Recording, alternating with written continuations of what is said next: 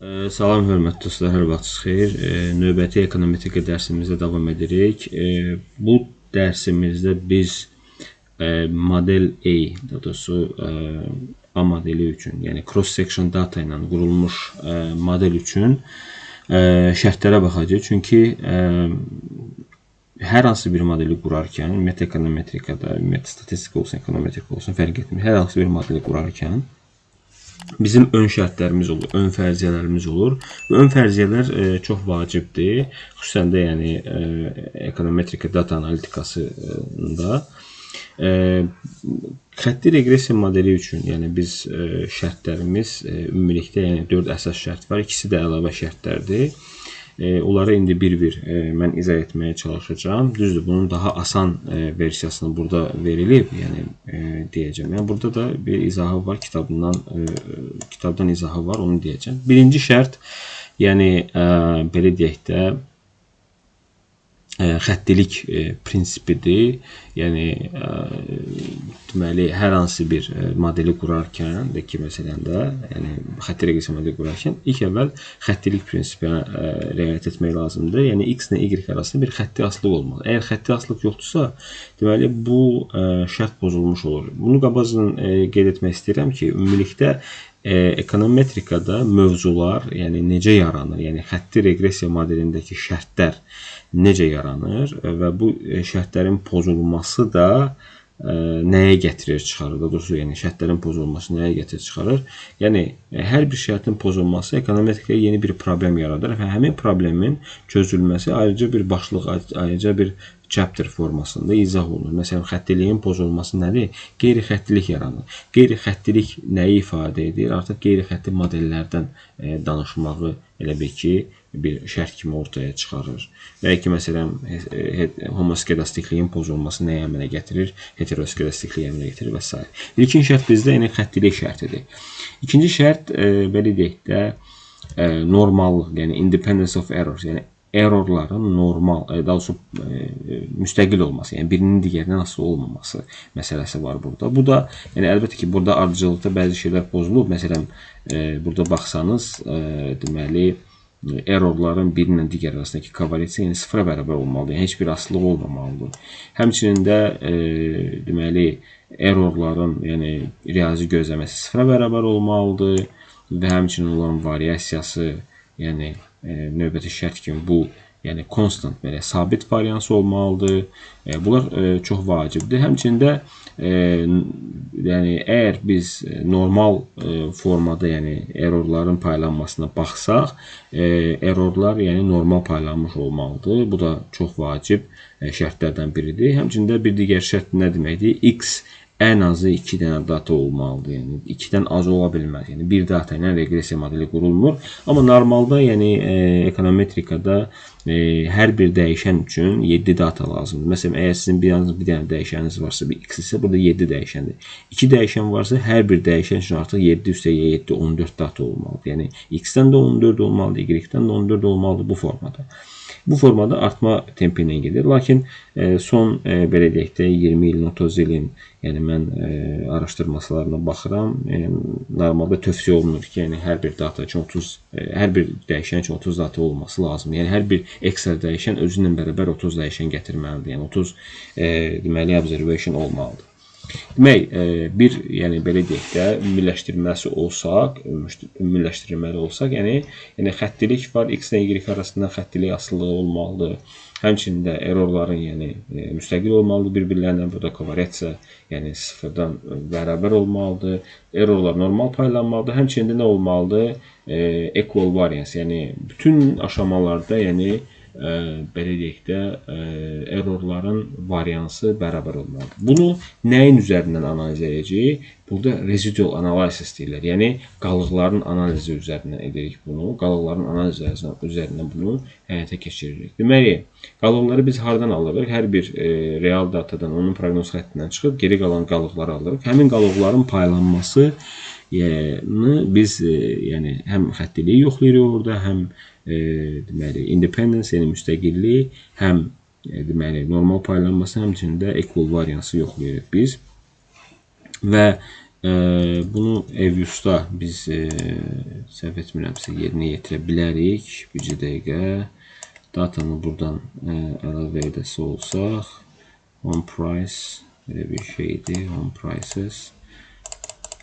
Okay, biz bu datanı işləmişdik. Deməli, əgər bir modeli qurası olsaq, house price C square feet. Okay, və buradan bizim belə deyək də residual graph, yəni belə bir residual graph var. Bu qrafdan biz analiz edirik. Symbol only, okay, versək. Biraz da bunu böyütsək. Apply, okay. Bu deməli x0 nöqtəsi belə götürək də bu x-in ətrafındakı paylanma kimi, yəni götürə bilərik. Yəni residual, yəni qalıqların paylanması kimi bunu görə bilərik. Hətta biraz da böyüdə bilərik biz bunu. Bəlkə böyük eləyək. Biraz da okay. Bu formada görünür. Və bir də bunların solid dəyişə bilərik mi? Burada nəysə color prinsipcə normaldır. Bu qalsın belə. Bu formada yəni bunların paylanmasıdır. Belə. Demək, İlk əvvəl, yəni xəttilik prinsipi çox vacibdir. Əgər data xətti paylanmayıbsa, əlbəttə ki, yəni onun paylanması bir fərqli formatda olacaq. Biz qeyri-xətti modellər haqqında danışacağıq da, yəni sadəcə qeyri-xətti modellərin yəni görünmə forması, lakin yalnız belədir, belə də ola bilər. Yəni deyək ki, məsələn, belə yəni gələ bilər, sonra aşağı gedə bilər və s. Müxtəlif formada bizdə qeyri-xəttilik özü təzahürü ola bilər. Əlbəttə ki, əgər model qeyri-xəttidirsə, onun qalıqları da qeyri-xətti paylanır. Görürsünüz, bir qismi mənfi olur, sonra müsbət olur, bir qismi sonra bir qismi mənfi olur. Lakin əgər data xətti paylanıbsa, görürsünüz, bir xətt boyunca paylanır. Onun qalıqları da bir xətt boyunca paylanır. Görürsünüz, yəni müəyyən qismi müsbət, mənfi və burada bir-iki ardıcıllıq gözlənilmişdir. İkinci məsələ burada yəni müstəqillik, yəni nə deməkdir? Yəni errorların bir-birindən asılı olmaması. Əgər errorlar bir-birindən asılı deyilsə, yəni məsələn kovariantsa belə deyək də, error I və error J arasındakı kovariant nədir? Sıfıra bərabərdir, yəni bərabərdirsə, onda independence belə deyək də, asılılıq yoxdur. Və burada biz deyirik ki, artıq daha sonra bu da multikanallığa gətirib çıxarır əlbəttə ki, bu asılılıq yoxdursa, deməli bu qalıqlar da bu formada paylanacaq. Lakin əgər bir asılılıq varsa, ya qalıqlar bu formada paylanır, bir qismi mənfi, sonra hamısı müsbət olur, ya da ki, müəyyən qismi mənfi, müsbət dalğa formasında hərəkət edir. Buna da diqqət yetirməyimiz vacibdir. Növbəti şərt bizdə belə deyək də normality, belə deyək də, yəni normallığın araşdırılmasıdır. Bu normallığın araşdırılması üçün belə bir normallıq qrafiki var. Bu hardan çıxır ortaya? Belə deyək də, standartlaşdırılmış, əgər qalıqların standartlaşdırandan sonra onların elə bir ki, paylanması faizləri var. Bu formada, yəni, belə deyək də, probability plot deyək də, normal errors with approximately displaying the straight line, yəni bu formada götürsə, yəni cəmlənib 100%-ə doğru gedəsi olsa, bu cumulative, yəni bir xətt boyunca düzülmüş olacaq. Buna deyilir normal paylanmış datalar. Amma qeyri, yəni normal paylanmış olmasa, artıq orada bir digər problemlər ortaya çıxır. Və ən böyük problemlərdən də biri də, yəni datanın belə deyək də, homoskedastikliğinin pozulmasıdır. Homoskedastiklik nə deməkdir? Yəni istənilən aşamada datanın bu formada, yəni bir xətt boyunca paylanması onun nəyinə gətirib çıxarır? Errorların bütün aşamalarda eyni variasiyasının olmasını göstərir. Yəni eyni variasiya olmasını göstərir. Lakin əgər data bu formada paylanmışsa, buradakı variasiya məsələn sigma kvadratı 1 ilə buradakı variasiyanın sigma kvadratı 2 nədir? Fərqlidir. Yəni burada əlbəttə ki, böyükdür. Əlbəttə ki, daha kiçiyə doğru getməsi də var. O da bir problematik bir tərəf var. O da var, amma məsələn daha çox, yəni belə deyək də, equal variance, yəni belə deyək də, bu bərabər varians şərtinin pozulması ilə bizdə nə çıxır ortaya? Heteroskedastiklik çıxır ortaya. Bu da yəni ekonometrikanın araşdırdığı böyük problemlərdən biridir. Onunla bağlı yəni testlər var və s. və ilə axır. Demək, burada bizim əldə etdiyimiz nəticə necə burada varsa biz Evius'da da eyni şey nəticəni əldə etmişik. Burada da var, burada da var. Gördüyümüz kimi bütün şərtlər yəni burada yəni tam olaraq yəni ödənilir. Bu şərtlərin ödənməsi, yəni bu şərtlərin ödənməsi nəyə gətirib çıxarır? Yəni bu model yəni istifadə oluna biləcək modeldir. Bu formada yəni siz onu deməli istifadə edə bilərsiniz. Artıq yəni biz bir neçə şərti artıq burada yoxdur. Bir, yəni determinasiya əmsalına baxdıq. Biz bu determinasiya əmsalının vacibliyi, determinasiya əmsalı burada R-square, yəni əlbəttə ki 1-ə yaxın olmasa daha yaxşı nəticələrin verməsini göstərir ki, deməli baxdığımız şey standard error of regression, regressiyanın standart erroru. Buna baxdıq, biz bunu yoxladıq biz keçən dərslərimizdə. Həmçində Gauss-Markov şərtləri burada yəni yoxlamağımız vacibdir. Həmçində empirik yoxlamağını biz həyata keçirdik. Növbəti yəni yoxlamaqlı olduğumuz məsələ deməli intercept və slope haqqında, ümumiyyətlə xüsusən də slope haqqında yəni bir nəticəyə gəlməyimizdir. Bu isə çox vacibdir, yəni əslə qalanda. Yəni bizim əldə etdiyimiz koeffisient, yəni bizim əldə etdiyimiz beta koeffisient, yəni beta əmsal əhəmiyyətlidirmi, yoxsa əhəmiyyətsizdirmi? Bu çox vacibdir. Və bunun üçün biz beta koeffisientin standart errorunu hesablayırıq. Əlbəttə ki, soft üzərindən həmişə görəcəksiniz ki, soft üzərindən bu nəticə burada çıxır. Məsələn, estimation output-a baxsaq, avtomatik olaraq burada görürük. Yəni həmin o nəticəni biz burada yəni görürük. Yəni koeffisient həmçinin standart errorunu görürük. Əlbəttə ki, yəni bu standart errorunu hesablamaq mümkündür. Yəni tamam, mən buradan pozsam, okay. Bunu hesablamaq mümkündür. Yəni düstur burada var. Okay. Gəlirik bura. Standard error of regression-da bölürük standart deməli variasiyaya və standard error of x-ə. Bölürük, yəni sadə şəkildə tapırıq. Standard error of regression bölün standard of x. Estimate the standard error of slope, yəni necə tapılır? Qaydası budur, yəni bu formada. Standard error estimate var bizdə. Onu bölürük standart deməli x-in nəyinə? Variasiyasını bölürük. Sadə şəkildə tapırıq. Əlbəttə ki, bunu hesablaya bilərik çox rahat şəkildə. Lakin yəni soft bizə onun usta yəni vermiş olur. Yəni ona böyük bir yəni belə deyək də ehtiyac yoxdur. Bir də əllə hesablayın. Əlbəttə ki, əllə hesablaya bilərsiniz. Daha dərinə gedə bilərsiniz. Bəzi başqa belə softlarda da hesablaya bilərsiniz ki, yəni tamamilə yəni belə deyək də ona müəyyən bir şey olmaq üçün, yəni başa düşmək üçün problem yoxdur əlbəttə ki onda da, amma yenə də siz bunu dediyim kimi yoxlaya bilərsiniz, yəni bir problem yoxdur. Belə.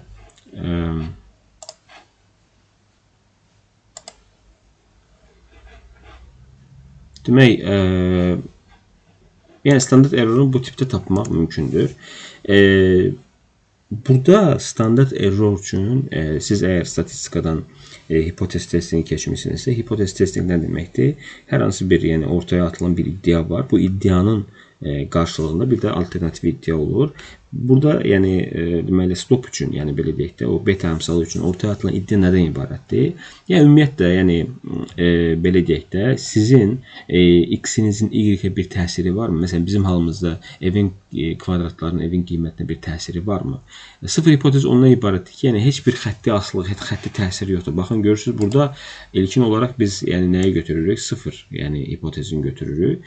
Yəni bu nədir? Heç bir xətti təsiri yoxdur. Çünki t-testi nə üçün yoxlayırıq? Population slope üçün. Is there a linear relationship between x and y? X və y arasında bir xətti asılıq varmı, yoxsa yox? Biz bunu yoxlayırıq. Alternativ isə nədir?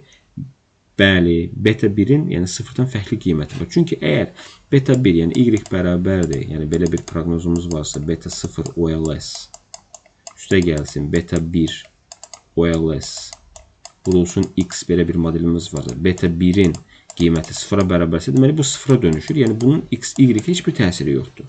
Lakin əgər biz deyirik ki, sıfırdan fərqli qiymətdir, deməli x-in ya mənfi, ya müsbət olaraq y-ə bir təsiri var. Bu xətti təsirdən söhbət gedir. İndi bunu yoxlamaq üçün biz t-statistik qiymət hesablayırıq. T-kritik qiymət, yəni bu cədvəldən tapılır əlbəttə ki, onu cədvəldən baxıb görə bilirik. Yəni internetdə bundan bağlı kifayət qədər çox resurs var. T qiymətinin tapılması, onu da göstərəcəm. Deməli bizdə yəni degree of freedom var. Yəni degree of freedom var bu. Və həmçində degree of freedom nədən hesablanır? N çıxılsın 2, yəni N çıxılsın 2 nədir? N çıxılsın K çıxılsın 1, yəni o səpkidə hesablanır, yəni degree of freedom. Deməli, T statistik göstərici hesablanır. T statistik göstərici hesablamaq üçün bizim aldığımız beta OLS qiymətdən çıxırıq. Hipotezdə iddia olunan betanın qiyməti 0. Bölürük nəyə? Həmin o standart nəyə? Errora. Standart error beta coefficient bu formada. Okey. Bunu yerinə yetirsək nə olacaq? Deməli, ilkin olaraq, yəni bizim modelimiz, yəni keçən dərslərimizin də bəllidir, hazırdır. Buna görə, yəni biz beta koeffisientinin buradakı bu, yəni beta əmsalını hesablamağa, bunun qiymətli əhəmiyyətliyini hesablamağa çalışır. Görürsünüz, burada sual qoyulub. Is there a relationship between the square footage of the house and its sales price? Gördüyünüz kimi burada yəni T statistik qiyməti hesab edilir. İlk əvvəl T kritik qiyməti yəni baxmaq lazımdır. Yəni mən buradan belə bir deməli T table belə deyək də verək. T table qiymətinə baxaq. T distribution table. Okay. Deməli, statistik table. Deməli, bu, yəni, hər yerdə var bu cədvəl. Okey, deməli, baxırıq nəyə burada? Əsasən, yəni, azadlıq dərəcəsinə baxırıq 8 və bir də iki tərəfli t-testə baxırıqsa 5% üçün baxırıqsa, bu qiymət harada kəsişirsə, o nöqtə bizim üçün nədir? Kritik qiymət. Və bizim t statistik qiymət nə olmalıdır? T kritik qiymət, yəni bunun modulu T kritik qiymətin modulundan nə olmalıdır? Böyük olmalıdır. Böyük olmalıdır ki, biz deməli ki, sıfır hipotez, yəni ləğv olunur, alternativ hipotez götürülür. İndi gəlin, biz buradan 2,306 olaraq götürdük, yəni bu qiymət burada var artıq, okey? Gəlin, onunla müqayisə əsasında biz götürməyə çalışaq. Bunu bir də böyüdüm mən, okey. Bunun əsasında biz qiyməti tapırıq. 3,329 təqribən belə bir qiymətdir. Yəni, statistik qiyməti tapdıq, yəni hesablama ilə. Və bizim tek kritik qiymət cədvəlindən tapdığımız qiymət mənfi 2,306 və müsbət 2,306-dır. Bu, elə bilir ki, bir intervaldır. Yəni, bu intervaldır. Yəni, bu intervalı götürürük biz. Yəni, əgər bizim göstəricimiz bu intervaldan fərqlidirsə, qıraqdadırsa, yəni mənfisindən kiçik, müsbətindən və ya böyükdürsə, ya bu tərəfə ya da bu tərəfə düşürsə, biz sıfır hipotezi rədd edirik, alternativ hipotezi götürürük. Yəni, x-in y-ə bir təsiri var. Yox, əgər bu daxildə olursa bir yerdə, onda nə edirik? Deyirik ki, yox, sıfır hipotezini biz rədd edə bilmərik, yəni alternativ hipotezi biz support edə bilmirik. Sıfır hipotezi götürürük, yəni x-in y-ə bir təsiri yoxdur. İndi bizim halımızda baxaq görək ki, bu necə olur, yəni necə ölçülür? Biz qiyməti aldıq, görürük ki, 3,329, əlbəttə ki, yəni müsbət qiymətdən də böyük. Biz deyirik ki, kifayət qədər dəlil var ki, əlimizdə empirik dəlil var ki, biz deyək ki, evin qiyməti, kvadratı evin qiymətinə nə edir? Təsir göstərir. Və bunu da nə ilə bilirik? Pi qiyməti ilə bilirik. Yəni, əgər T statistika, T kritikdən böyükdürsə, pi qiyməti kiçidir. Yəni, P value deyirik burada. P value bizim qabaqcadan müəyyənləşdirilmiş alfa level'dan, məsələn, bizdə alfa level burada 0,5 kimi götürmüşsə, bundan kiçikdirsə P value. Biz deyirik ki, konkret olaraq nə olur? Yəni, bu koeffisient əhəmiyyətlidir. Lakin, bayaq keçən dərslərimizdə biz dedik ya, yəni, intersept qiymətinin əhəmiyyəti zəifdir, əhəmiyyətli deyil. Çünki evin kvadratı 0 ola bilməz. Burada da artıq bilirik ki, bu əhəmiyyətli qiymətdir. P qiyməti 0,5-dən nədir? Böyükdür. 0,5-dən böyükdür. Böyüksə deməli, bu qiymət əhəmiyyətli deyil. Və bir də digər məsələ ondan ibarətdir ki, sizin qoyduğunuz threshold, yəni bu alfa level özünüzün müəyyənləşdirdiyiniz alfa level. Yəni 10% müəyyənləşdirə bilərmi? 5% by defaultdur. Bütün softlarda elə gedir. Amma 10% ola bilər, 15% ola bilər və s. Yəni buna diqqət yetirmək lazımdır. Siz nəyi qoyursunuzsa da, yəni əlbəttə ki, burada dediyim kimi, yəni modeldə o hissə, yəni çox vacibdir. Niyə vacibdir? Çünki siz case'in əhəmiyyətliyi burada önəm daşıyır. Əgər siz məsələn, elə case məsələn, elə case var ki, məsələn, iqtisadi case'dir. Burada 5% deməli, significance level qoyulur kifayətdir. Amma bəzən görürsünüz ki, məsələn, bankla əlaqəli case'dir. Orada 5%, yəni əlbəttə ki, çoxlu təşkil ola bilər ki, 1% qoyulsun dataya görə. Lakin elə məsələn case'lər var ki, daha kiçik deməli alfa level'lar qoyulur. Məsələn, o nədir?